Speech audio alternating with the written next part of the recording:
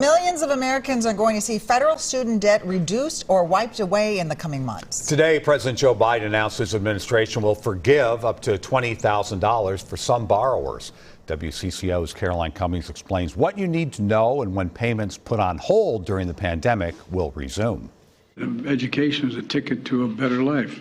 But over time, that ticket has become too expensive for too many Americans. President Biden's plan would cancel up to $20,000 in federal student loans for Americans nationwide. To qualify, you need to make less than $125,000 a year, or $250,000 for married couples, $10,000 forgiven for those under the income limit, and an additional $10,000 for low-income borrowers. For Zach Lyons, the move will wipe away the remainder of his federal student debt. For my personal pocket, it kind of gives some money back, so something I'm excited about. Lyons is one of 780,000 Minnesotans with some sort of federal student loan debt totaling more than $26 billion.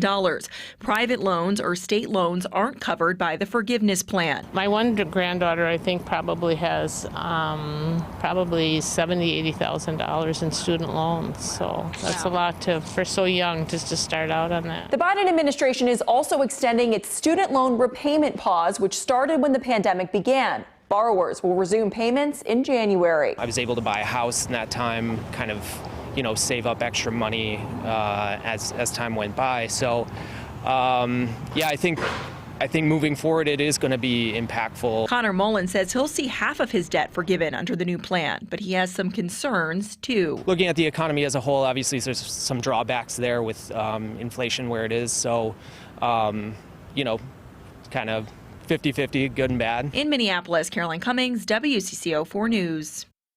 Some Democrats in Congress wanted the plan to cancel debt to go further. Republicans are sharply critical of it. Minnesota GOP Congressman Tom Emmer calls it a, quote, socialist proposal that will fuel inflation.